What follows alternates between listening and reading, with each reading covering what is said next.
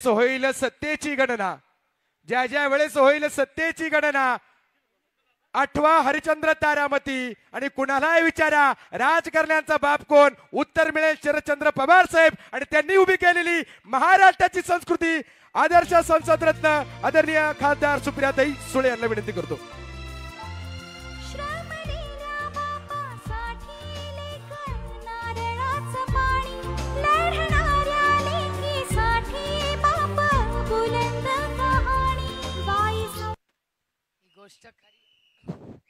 ही गोष्ट खरी आहे की माझा बाप श्रमलेला आहे, पण माझ्या बापासाठी मी कुठल्याही बापासाठी लेक ही नारळाचं पाणी असते आणि लढणाऱ्या लेकीसाठी माझ्या बापाची कहाणी ही खरंच एक बुलंद कहाणी आहे. मला अभिमान आहे माझ्या वडिलांचा की या वयामध्ये ते कुठलाही स्वार्थ नसताना ते ना मुख्यमंत्री होणार आहेत, मंत्री तर नाहीच होणार कारण ते 4 वेळा तुमच्या आशीर्वादाने मुख्यमंत्री झालेले आहेत, ना केंद्रात मंत्री आहेत, त्यांना काही नकोय. या वयात काय असणार, त्यांना फक्त एकच गोष्ट हवी आहे की ह्या कष्टकऱ्याला शेतकऱ्याला हमी भाव देण्यासाठी शरद पवार लढतात. मला सुरुवातीलाच एक गोष्ट पटकन सांगून टाकायची आहे की मी एक मोठी लढाई लढतेय. आता जुन्नरवाले म्हणतील आमचा काय संबंध त्याच्याशी, तुमचा संबंध आहे, कारण का ही लढाई डायरेक्ट त्यांच्या बरोबर चालली आहे ज्यांनी तुमचा माझा आपला आणि पवार साहेबांचा पक्ष आणि चिन्ह नेलेलं आहे. अशा लोकांच्या विरोधात ही लढाई. मी हे खरं बोलले नसते, मी बोलणारही नव्हते हा विषय, पण त्यांनी मला बोलायला लावलाय. पत्रकारांनो, तेव्हा जेव्हा जाऊन प्रश्न विचाराल ना, माझं पुरं भाषणाचा प्रश्न विचारा, अर्धा विचारू नका.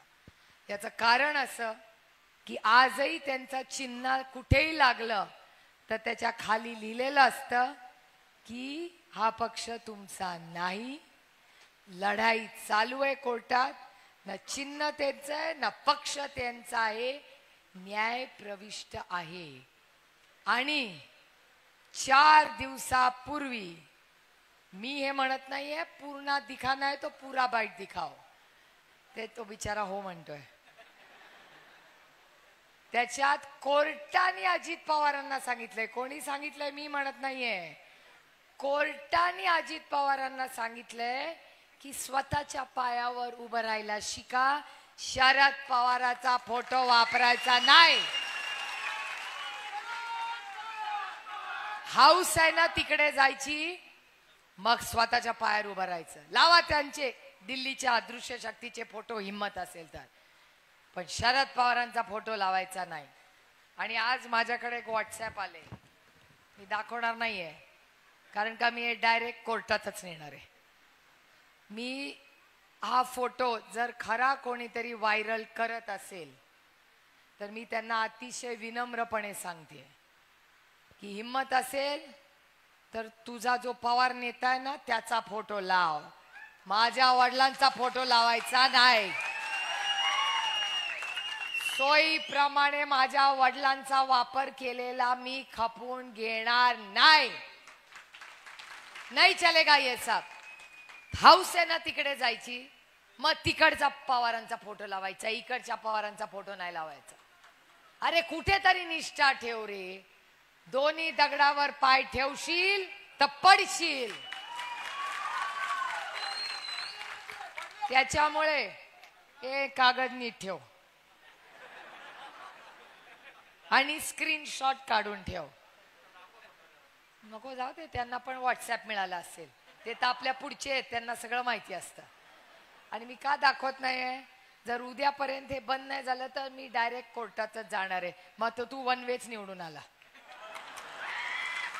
त्याचं कारण असं, मी कधीही रडीचा डाव खेळत नाही. एकतर मी मेहनत करून पास करणारी मुली आहे, कॉपी करून पास आपल्या रक्तात नाही. त्याच्यामुळे गडी इथे गडी तिथे इकडे तिकडे हे सब आपल्याकडे येत नाही.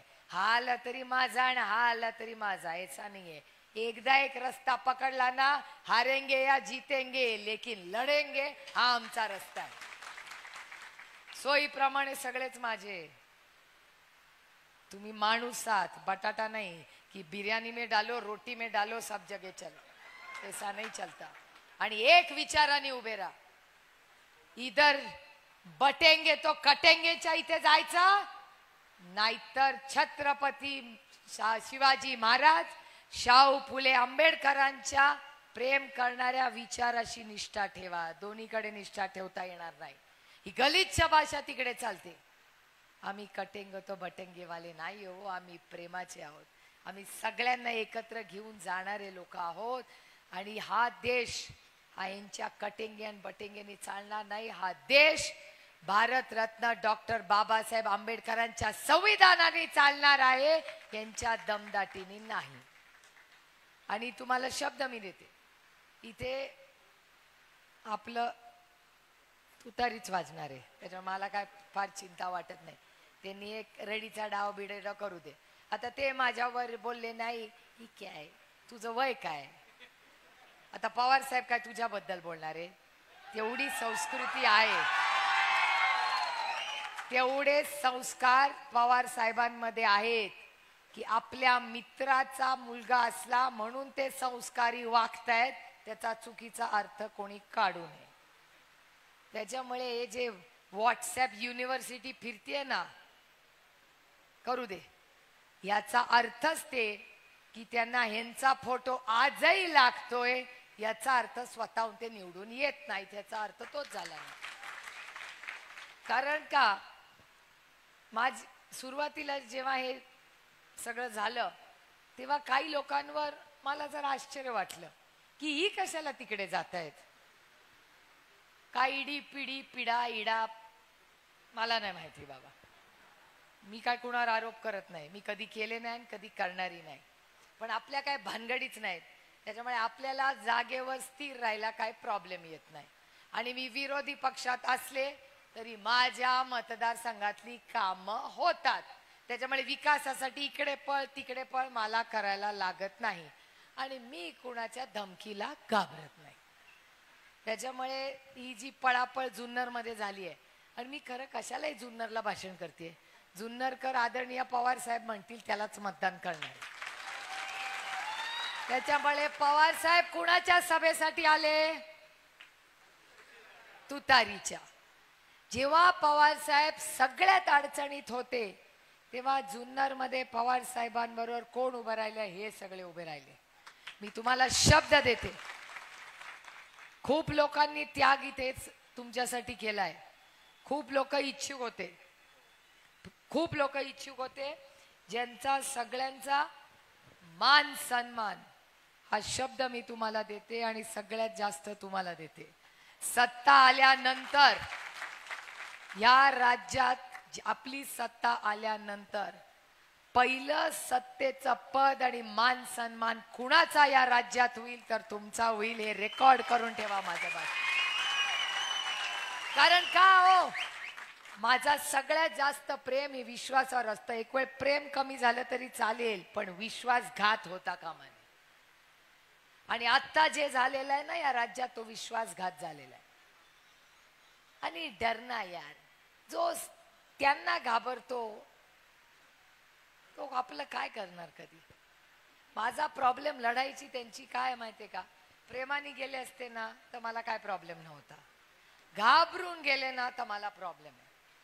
डरणं मनाय. अरे त्यांनी पक्ष मागितला असताना पक्ष चिन्ह सगळं देऊन दिलं असतं, काय प्रॉब्लेम आहे. माझ्या आई वडिलांनी मला शिकवलंय, बऱ्यापैकी मेंदू आहे, सगळं हात पाय चालतंय. शून्यातून विश्व उभं केलं असतं, सत्ता आणून वडिलांच्या पायाजवळ ठेवली असती आणि सांगा आता आदेश करा काय करायचं. अहो, आणि मी त्यांच्यावर टीका करायला नाही इथे आले, माझ्यावर संस्कार झालेले आहेत. वल्लभशेठ बेंडके माझ्या वडिलांबरोबर सुखदुःखात राहिले हे मी विसरले नाही. आणि हो, 5 वर्षाचे एबी फॉर्मवर शरद पवारांची सही आहे, ते विसरले असतील पण मी नाही विसर. हे दुर्दैव आहे की आज काय झालेलं आहे राज्यात. या राज्यामध्ये ते तर झालंच आहे, पण ती आता परत कधीतरी ती येऊन कथा सांगेन. सगळ्यांना माहितीये पक्ष फोडले, काय झालं काय झालं काय झालं. मगाशी कोणीतरी 1500 रुपयाचा उल्लेख केला. एवढ्या महिला बसल्या, प्रत्येकीला वाटतंय ती लाडकी बहीण आहे. या राज्यातली सगळ्यात लाडकी बहीण मी आहे. बरोबर आहे की नाही? लोकसभेपर्यंत नव्हते, आत्ता झाले. आणि ते प्रेम माझ्यामुळे नाही वाढलं, तुमच्यासारख्या मायबाप जनतेने झालं. जे शिरूर आणि बारामती लोकसभा मतदारसंघात अशी तुतारीचा दणका दिला की बहिणीच लाडक्या झाल्या, की ती लगेच म्हणायला लागली चलो बहिणी लाडक्या 1500 1500 1500. आणि माझ्याबद्दल तर काय म्हणतात, मी जेव्हा म्हणते 1500 रुपये दिले, 2200 रुपयाचा तेलाचा डबा आणि आमच्या खिशात 1500 रुपये द्यायचे आणि 2200 रुपयाचा तेलाचा डबा काढला, केवढी महागाई. मग माझ्यावर टीका करतात, ओ ही तर सोन्याचा चमचा घेऊन जन्माला आली आहे, हिला काय 1500 रुपयाचं. हो, सार्थ अभिमान आहे मला. हो, मी सोन्याचा चमचा घेऊन जन्माला आले, पण माझ्या आजी आजोबांच्या सोन्याचा चमचा आहे, तो ईडीचा चमचा नाहीये. सोन्याचा चमचा आहे. माझ्या 6 बांगड्या आहेत ना हातातल्या, या शारदाबाई पवारांच्या आहेत. बाई जेव्हा गेल्या ना, त्यांच्या हातात या उडल्या माझ्या आईच्या वाटणीत आल्या, त्या आज मी रोज घालते. कारण का मला ताकद देते. कारण का आमच्या बाईंनी आम्हाला घात झाला ना तर रडायला नाही शिकवला, आम्हाला लढायला शिकवलेलं आहे. म्हणून ही सुप्रिया सुळे लढते इथे. काय मला हवं होतं, सुखात जगत होते. एक लोकसभेचं तिकीट मागत होते, एक. कुठला सत्तेचं पद, मला काय त्या सत्तेचा मोह नाही. जन्मापासून सत्ता बघितली, मला नाही लागत 4 गाड्या पुढे मागे हे ते ताम झाम. मेरे को मला तर अजिबातच आवडत नाही ते. साधं राहावं, मजेत करावं, लोकांची सेवा करावी, तुमच्या आयुष्यात एक चांगला बदल घडवावा. रात्री आपला पांडुरंगाला थँक्यू म्हणून झोपायचं, सकाळी उठल्यावर रामकृष्ण हरी म्हणायचं आणि कामाला लागायचं. आणि आता काय म्हणतात आमचे अमित शाह, आमचे नवीन लाडके देवाभाऊ, नाव बदललंय आता, देवाभाऊ म्हणतात ना आजकाल. आमच्या देवाभाऊनी काय सांगितलं, ओ पक्ष सुप्रिया सुळेंमध्ये फोडले. माझा काय संबंध? म्हणे ह्यांच्यामुळे पक्ष फुटला, ह्यांच्या आकांक्षांमुळे. कुठली माझी आकांक्षा? जरा काढून बघ. गेल्या 25 वर्षात पक्ष स्थापन झाल्यापासून सत्तेत मी होते का ते? उपमुख्यमंत्री मी झाले का ते? एकदा नाही 4 वेळा उपमुख्यमंत्री पक्षाने केले, 4 वेळा. ते कोण मला माहिती नाही बाई, आता ते मला काय माहिती नाही बाई. पण मला एका गोष्टीचं सांगा, पक्ष कशामुळे फुटलाय सगळ्यांना माहिती. कोण कुणाबरोबर गेलं आलं हे नाही पडायचं. ही लढाई त्याची नाहीच आहे. ही लढाई तत्वाची लढाई आहे. ही शेतकऱ्यांची लढाई, महिलांची लढाई आहे. आज महाराष्ट्रावर होणाऱ्या अन्यायाची लढाई आहे. मी घरी जाते ना तेव्हा माझी आई म्हणते काय भाषण केलं? म्हणलं का, लोक तर टाळ्या वाजवत होते. ती म्हणली जाऊ दे का तुझं भाषण, त्या महागाईचं बोल आधी. तुमचं सरकार आल्यावर महागाई कमी करणार असाल तर आम्ही मतदान करणार, आधी महागाईवर शब्द द्या. हा विषय आज आहे. मला बायांना सांगा काय महागाईचा प्रश्न आहे का नाही? अहो माझंच सांगते तुम्हाला, लांबचं कशाला. आमच्याकडे माझ्या सासरी दिवाळीत पद्धत आहे, एवढे मोठे स्टीलचे डबे घेऊन माझ्या सासरी जायची पद्धत आहे. दिवाळीच्या आदल्या दिवशी एवढे मोठे नवीन स्टीलचे डबे आम्ही विकत घेतो, थर लावतो, त्याच्यात कागद लावतो आणि आमच्या नंडेकडे जातो. माणूस लागतो बरोबर एवढे डबे घेऊन जायला. यावेळेस मी गेले, माणूस लागलाच नाही, एवढीशे डब घेऊन गेले ट्रे मध्ये. सासू शेवटी नणंद असते, काय सोडते का मला? मला म्हणते का ग एकटीच आली? मला वाटलं नवऱ्याबद्दल विचारते. म्हणले अहो 1 तासाने येतोय. म्हणलं नाही एरवी. म्हटलं नाही एवढंच आहे. मग डब्बा उघडला आणि म्हणला आज लाडू आणलेत का बोरं आणली आहेत? म्हटलं लाडूचे बोरं नाही आहेत. तर मी म्हणलं काय झालं? ती म्हणली एवढे छोटे कसे काय डबे झाले? म्हटलं बेसनचा भाव, तेलाचा भाव, साखरेचं काही बोलत नाही बाई मी. आपल्याला आपल्या बाबाला निवडून आणायचं. मला खरंच सांगा, महागाई झाली का नाही? दिवाळीत नेहमी इतका फराळ केला का? नाही केला. आणि वाईट एका गोष्टीचं वाटतं, तो कापूर पण एवढा महाग झाला. एवढंसं ते पहिलं पाकिट 100 रुपयाला मिळतो. आरती करताना पण तुकडे करून करून आरती करतो. आधी पूर्ण पट्टी करून अशी अशी आरती करायचो. आता तुकडे तुकडे करून पटपट पटपट आरती करते. कारण का कापूर पण महाग झालाय हो. काय सांगायचं तुम्हाला. प्रचंड महागाई आणि प्रचंड बेरोजगारी. आणि या बेरोजगारीला जबाबदार कोण आहेत? ही लोक आहेत. ह्याच मतदारसंघात फॉक्सकॉनचा इन्व्हेस्टमेंट येणार होती. 6 लाख लोकांना नोकऱ्या मिळाल्या असत्या जर तर फॉक्सकॉनची इन्व्हेस्टमेंट आली असती. कुणामुळे गेली? ही एवढी बोलतात ना, मग तेव्हा का नाही तोंड उघडतो? का नाही तेव्हा तोंड उघडलं? एखाद्याने आंदोलन केलं की फॉक्सकॉन नाही जाणार. मी तुम्हाला शब्द देते की महाविकास आघाडीचं सरकार आल्यानंतर प्रत्येक इन्व्हेस्टमेंट जी येईल ती महाराष्ट्रातच राहील आणि स्थानिक मुलालाच नोकरी मिळेल. आणि हा शब्द तुम्हाला आम्हाला द्यावा लागेल. कारण का तुम्ही आमदार होणारच आहे. आम्ही मतं देणारच आहे. पण आम्हाला गॅरंटी पाहिजे.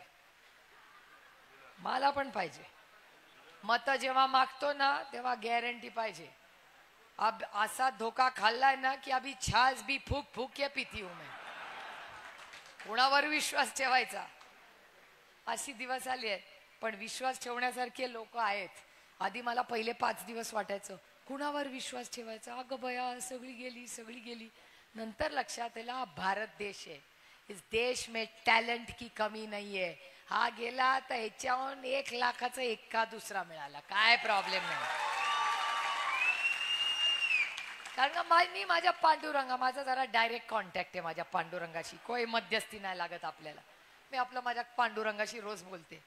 माझ्या पांडुरंगाला म्हणलं का रे माझं काय चुकलं की पक्ष, चिन्ह, आमदार, खासदार, ग्रामपंचायत, सरपंच, दूध संघ काय राहिलं का? काय बँक सगळीच गेली तिकडे. आपल्याकडे फकीर मी आणि अमोल दादा. अब क्या होगा. मग अमोल दादा म्हणायचं काय करूया? लढूया. बरं लढूया. कुठल्या चिन्हावर लढूया? तेव्हा काय पक्ष चिन्ह सगळी घेऊन गेली होती. मग मला अमोल दादा म्हणला तुम्ही माझी मोठी बहीण आहात, पहिला अधिकार तुमचा. मग काय करायचं? ते म्हणले तुम्ही कबशीवर लढा. बरं म्हणलं तू कशावर लढणार? म्हणलं मी पंखा, बॅट. मी म्हणलं बघूया. पण माझ्या पांडुरंगाच्या मनात काय होतं बघा. माझ्या पांडुरंगांनी काढून बरंच घेतलं पण 1 नंबरचं नाणं दिलं मला की तुतारी वाजवणारा माणूस हे चिन्ह आपल्याला मिळालं. काही चिन्ह मिळायचं. कधी वाजते हो तुतारी? जेव्हा या हॉलमध्ये लग्न कार्य असतं तेव्हा तुतारी वाजते. जेव्हा सत्यशील आपल्याला 3200 रुपये भाव देतात तेव्हाही तुतारीच वाजते. जेव्हा आपल्या भागात नवीन कंपनी येते तेव्हा तुतारीच वाजते. आणि जेव्हा छत्रपती शिवाजी महाराज युद्ध पुकारलं तेव्हा पण तुतारीच वाजली होती. त्यामुळे ही वेळ ही लढाईची वेळ आहे. या असत्याच्या विरोधात. असत्य म्हणजे काय? मी तर आज कपाळाला हातच मारला. मगाशी मी देवदत्त निकमाच्या प्रचाराला गेले होते. तिथे शेळक्याचे एवढ्या ताई कुठे गेल्या? शेवाळे ताई गेल्या का काय? पुढे गेल्या त्या. शेवाळे ताई जरा बिचाऱ्या सोज्वळ आहेत. मला एक घाबरत व्हिडिओ दाखवतात. जरा बघता का व्हिडिओ? म्हणलं कसला व्हिडिओ आहे? म्हणलं जरा बघा पाण्याचा प्रश्न आहे, आपल्याला अडचण होईल. म्हणलं आपल्याला कसली अडचण? आपण काय कुणाला मिंदे नाही, काय प्रॉब्लेम आहे? मला म्हणतात जरा बघा व्हिडिओ. म्हणलं काय आहे व्हिडिओ? दाखव. घाबरते का? दाखव. आपली या डरना मना आहे. दाखवला मला. त्याच्यात असं होतं की पवार साहेब या भागात आले होते आणि पवार साहेबांनी काय बोगद्याच्या बद्दल काहीच बोलले नाही. बापरे केवढा मोठा गोष्ट पवार साहेबांनी केली की ते बोलले नाही. किंवा काय महाचूक केली पवार साहेबांनी असं हे म्हणताय. आपलं वय काय, आपण बोलतोय काय, जाऊ द्या. संस्काराचा भाग झाला. मी काय फार केलं नाही. मी आपला विचार केला. म्हणलं अरे पांडुरंगा आता परत प्रश्न आला. आता हे पवार साहेबांनी काय भाषण केलं आता माहिती नाही आपल्याला. आपल्या पक्ष अडचणीत आला का काय? मी हेलिकॉप्टर मधून उतरले, गाडीत बसले आणि देवदत्त निकम आणि मी निघालो. तो म्हणलं अरे काय सांगू तुम्हाला काय झालं? म्हणलं काय झालं? आपलं भोगद्याचं. म्हणलं कपाळाला हात मारला. म्हटलं काय अडचण झाली काय? आपली सीट अडचणीत? नाही म्हटलं माझा पांडुरंग एकदम बेस्ट आहे तो. ला विचारलं काय झालं? ते म्हणले अहो इकडचे शेजारचे नेते असं म्हणाले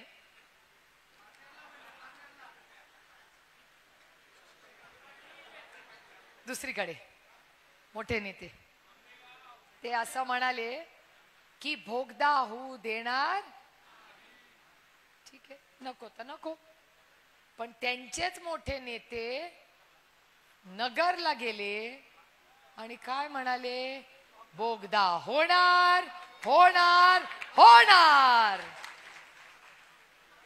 माझ्या पांडुरंगाची इच्छा, झूठ बोलोगे तो ऐसा ही होगा. त्याच्यामुळे आंबेगावला मी गेले, आंबेगावला मी विचारलं, पण मी हे खूप गांभीर्याने आता भाषण घ्या. आता ते दोघं काय बोलतात त्याच्यात मला काही इंटरेस्ट नाही. त्यांचं काय कधी असं कधी असं, कधी म्हणतात मीटिंग झाली, कधी म्हणतात मीटिंग नाही झाली, कधी म्हणतात बोगदा करणार, कधी म्हणतात बोगदा करणार नाही. बॉस आपल्याला पांडुरंगाला आणि तुम्ही पाला उत्तर द्यायचे. मी असलं राजकारण करत नाही. इथे एक आणि तिथे एक. मी अतिशय स्पष्टपणे तुम्हाला सांगते आणि ह्याच्यात तुमच्या सगळ्या ज्येष्ठांचं मार्गदर्शन लागणार आहे. पाण्याचा प्रश्न हा गंभीर आहे. आपण सगळे महाराष्ट्रातले लोक, आपल्याला तालुक्यात भांडणं नाही लावायची, जिल्ह्यात नाही लावायची आणि आपल्या राज्यात लावायची नाही. निवडून तुम्ही येणारच आहात. तुम्ही ह्या जिल्ह्यातले आणि त्या रूट मधले सगळ्या आमदारांनी एक व्हायचं. इथपासून उस्मानाबाद पर्यंत सगळ्यांनी एक ग्रुप करायचा. सगळ्यांनी मुंबईला यायचं. आपला जो कोणी मुख्यमंत्री असेल त्याच्या बरोबर मीटिंग घ्यायची आणि समान पाण्याचा वाटप करायचा हा शब्द तुम्ही मला दिला पाहिजे. जो अधिकार तुमचा आहे तो तुमचाच राहील. त्यांना कसं काय द्यायचं मार्ग काढू, पण इथे बोगदा तिथे होणार नाही असलं गलिच्छ राजकारण करायचं नाही. हा विषय खूप महत्वाचा आहे. हा तुमच्या धरणं साहेबांनी बांधली आणि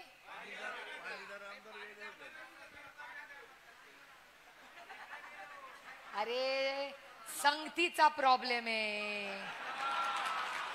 प्रॉब्लेम काय होता, ती सगळी जेव्हा आपल्याकडे होती ना तेव्हा चांगली होती, कारण का साहेबांच्या बरोबरीने असायची, सगळ्या साहेबांचा जीव होता, त्यांच्यावर प्रेमाने वागायची. आता मावशी तुमचं नाव काय, तुमचं नाव काय, हा नाव काय, मंदाताई. मंदाताई आपली पोरं, तुम्हाला पण पोरं किती आहेत, 2 मुली, मला एक मुलगा आणि मुलगी. आता मला खरं सांगायचं की आपली पोरं जेव्हा बाहेर जातात, मित्र मैत्रिणींबरोबर येतात, आपण लक्ष ठेवतो की नाही म्हणून. पोराची संगत चांगली झाली पाहिजे. जो मुलगा पहिला येतो त्याच्याशी मैत्री कर म्हणजे तू पण अभ्यास करशील. जो इथे तिथे मोटरसायकलवर फिरत बसतो म्हणजे नापासच आपलं पोरग, बरोबर की नाही. मग आपण संगतीवर आईचा कसा लक्ष असतं तसं साहेबांचं लक्ष असायचं वडील म्हणून सगळ्या पोरांवर. संगत चांगली असते. ती सगळी तिकडे गेली, माँ का लाडला बिघड गया. ती असलं बोलायला लागली. एकत्र होतो तेव्हा बोलायची का अशी. ते संगतीचा प्रॉब्लेम आहे. ती देवा भाऊ कसा बंदूक घेऊन फोटो देतय बदलापूर. हा बदल्यानी देश चालत नाही. आणि या राज्याच्या गृहमंत्र्यांनी बंदूक घेतलेली तुम्हाला चालेल का. हा कैलासवासी RR पाटलांचा महाराष्ट्र आहे. इथला कुठलाही मंत्री हातात बंदूक घेणार नाही. काय चाललंय, या संगतीचा प्रॉब्लेम आहे. ही सगळी संगत झाली आणि अशी बोलायला लागली. परवा संगत कशी वाईट असते बघा. ते कोण मंत्री होते हो केंद्रात, काय त्यांचं नाव, हा कसं कळलं बघा. लाथ मारली की नाही. संगतीचा प्रॉब्लेम आहे. हा बघा कसं बोल, संगतीचा प्रॉब्लेम. ती आपली शाणी होती, तिकडे गेली आणि अशी वागायला लागली. लाथ मारलेली चालेल का. आपल्या 2 वर्षाचा चुकून पाय लागला तर आपण म्हणतो चपटा पोरांना मारतो आणि पाया पडतो. ती बघा कशी. एखाद्याला चुकून पाय लागला तर, तुझं नाव काय बेटा, स्नेहा, जया. आमची जया काय म्हणते, आपली जया, की एखाद्याला चुकून पाय लागला तर आपण पटकन नमस्कार करतो. आणि हे तर कार्यकर्त्यांना लाथा मारतायत, ही त्या भारतीय जनता पक्षाची संस्कृती आहे. आणि असल्या लोकांबरोबर तुम्ही जाणार. दुसरा काय म्हणतो तो धनंजय महाडिक, तो पण संगतीचा प्रॉब्लेम. आपल्याकडे होता, चांगला होता, तो भारतीय जनता पक्ष मुन्ना बिघड गया. तिकडे जाऊन काय केलं तर बायकांना धमकी दिली की 1,500 रुपये घेतले आमच्याकडून. ह्याच्या काय खिशातले पैसे, आम्ही टॅक्स भरतो त्याच्यातून, तुम्ही टॅक्स देता त्याच्यातून 1,500 रुपये येतात. आणि काय म्हणतात, गेला तर फोटो काढ नाही ते त्यांनी पाठवावं भारतीय जनता पक्षाचा माणूस. हिंमत आहे तर काढ, प्रत्येक महिलेचा फोटो काढ, तुझा कसा कार्यक्रम पोलीस स्टेशनला करते दाखवते. ही शब्द तुम्हाला देते की त्यांनी 1,500 रुपये दिलेत लाडकी बहीण म्हणून. आपण पुढचा टप्पा गाठतोय. तुम्ही एक शब्द द्या मला की ह्या भागाचा आमदार झाल्यानंतर या प्रत्येक महिलेला सन्मानाने नुसतं लाडकी बहीण नाही, ती महालक्ष्मी म्हणून प्रत्येकीचा सन्मान तुम्ही करा. आणि नुसता सन्मान होणार नाही. उद्धवजी आज तुम्ही इथे बसलाय, उद्धवजींनी शब्द आम्हाला दिलाय की पुढचे 5 वर्ष सगळ्या ज्या मूलभूत गोष्टी आहेत त्याचा भाव स्थिर राहील, महागाई आम्ही होऊ देणार नाही. कंटाळ येतो महागाई, बेरोजगारी आणि भ्रष्टाचाराला. तुमचं राजकारण चालू राहील. तुमचे 50 खोके एकदम ओके, आमच्याकडे ना खोके न ओके. महिलांनो मला खरं सांगा ग, आता बघा या नापास होणार आहेत, मी इन ॲडव्हान्स सांगते. मला 100% माहिती भाऊ, तुम्ही बघा या नापास होणार. मी प्रश्न विचारते, खोक्याचा अर्थ काय ग? त्या बघा खालीच बघतायत.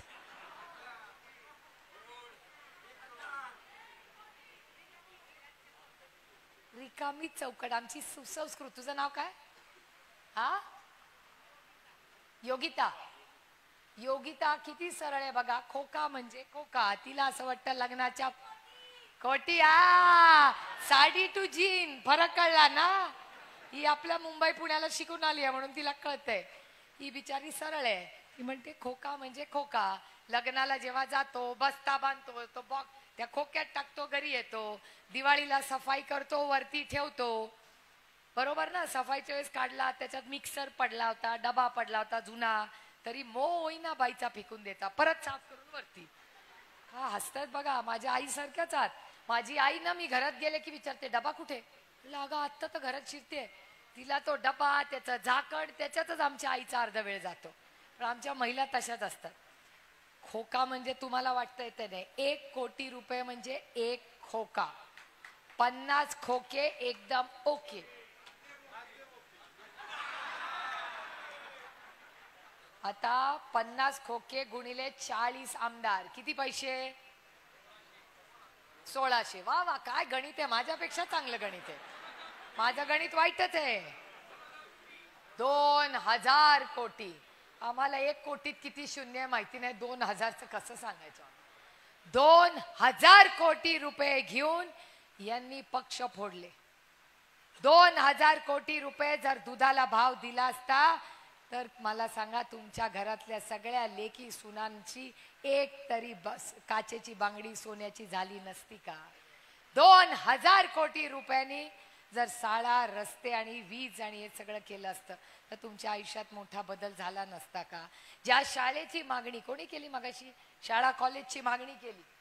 2000 कोटी रुपयात किती इंजिनिअरिंग कॉलेज झाली असती. पण ह्यांना 50 खोके एकदम ओकेवाले येते. त्यामुळे हा प्रचंड भ्रष्टाचार, प्रचंड स्वार्थ. आपल्याला हे बदलायचंय. अशाच लोकांना उमेदवारी द्या जे खोकेवाले नाहीत, ज्यांचा स्वतःचं घरचं बरे आणि आता काय वाढवायचं नाही. अशाच लोकांना निवडून द्या. माझं खरंच मत आहे याच्या बाबतीत. 5 वर्षामध्ये कॉन्ट्रॅक्टर आला, तू त्याला चहा पाज, त्यांनी तुला चहा पाजायची गरज नाही. हा बदल आपल्याला घडायचा. हे मलिदा गँग चाललंय ना, खोडून काढा ही मलिदा गँग. नाही कुठल्या कॉन्ट्रॅक्टर कडून कुठला नेता पैसे मागणार, मगच ते खड्डे बंद होतील. मी कॉन्ट्रॅक्टरची बाजू घेत नाही, पण मी भाषण करताना सुदामाप्पा इंगळे तुम्हाला माहिती असतील. सुदामाप्पा इंगळेंनी तुमच्या सगळ्यांबरोबर कामही केलं असेल. मी भाषण करत होते कॉन्ट्रॅक्टरच्या विरोधात, सुदामाप्पा उठले आणि म्हणाले, ओ ताई बस झालं तुमचं भाषण, फार कॉन्ट्रॅक्टरच्या विरोधात बोलताय. म्हटलं का नाही बोलणार, आमच्या रस्त्यांना खड्डे माझे पाठ दुखायला लागली. मला म्हणतात नाही आमची चूक नाही, मी पण एक छोटा कॉन्ट्रॅक्टर आहे. आम्ही कॉन्ट्रॅक्टर पैसे खात नाही, जर फाईल बरोबर पैसे द्यायला लागतात ना म्हणून खड्डे येतात. तुम्ही खाणं बंद करा, आम्ही रस्त्यातले खड्डे बंद करतो. तो दिवस आणि आजचा दिवस मी कॉन्ट्रॅक्टरला नावं ठेवत नाही. या नेत्यांनी हा बदल घडला पाहिजे. हा बदल आपल्याला घडवायचा आहे, परिवर्तन घडवायचं आहे. तुम्हाला हमी भाव देण्यासाठी परिवर्तन घडवायचंय, महागाई कमी करण्यासाठी, भ्रष्टाचार कमी करण्यासाठी, तुमच्या अधिकारांसाठी. कुठला अधिकार यांनी घेतलाय? यांचं काय एकटा पक्ष इथून चालत नाही, दिल्लीवरनं पक्ष चालतो. सगळे निर्णय दिल्लीत होणार, मग दिल्लीतच जाऊन पक्ष काढा, नाही इथे कशाला येत आहे? त्यांच्या पक्षातला उमेदवार पण दिल्ली ठरवणार. अरे हे कुठले स्वाभिमानी मराठी माणसं? मग आम्ही परवडले. मग मी आणि अमोल कोल्हे जेव्हा लढलो, कुणाला माहिती होतं तुम्ही एवढं भरभरून मतदान करणारे? बाहेर यायला लोक घाबरायचे. खरं आहे की नाही मला सांगा? तुम्हाला?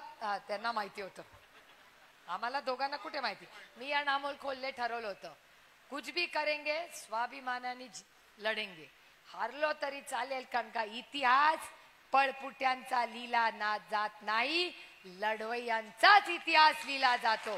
त्यामुळे इथे परंपराच आपली आहे. मला वाटलं नवीन काहीतरी बोलताय, मी घाबरले, कारण का काही ठिकाणी नवीन चाललंय. आपण म्हणतो ना रामकृष्ण हरी वाजवा तुतारी, परवा एक वेगळंच बोललंय. मला म्हणतोय काय 7-12 वाचवा तुतारी वाजवा. मी तर घाबरले ना, परत सांगते 7-12 वाचवा तुतारी. आता तसलं इथे नाही ना काय होत ना, आठवत ना?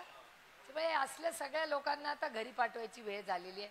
नवीन सुशिक्षित सुसंस्कृत एक सेवक म्हणून आता आम्ही गाड्यांच्या मागे पळणार नाही. काळ बदललाय. आमदारांनी आमच्या मागे पळायचं, आम्ही नाही आमदाराच्या मागे पळणार. खासदाराबद्दल पण तसंच, नाही तर तुम्ही म्हणाल आमदारांना पळवायला लावतो.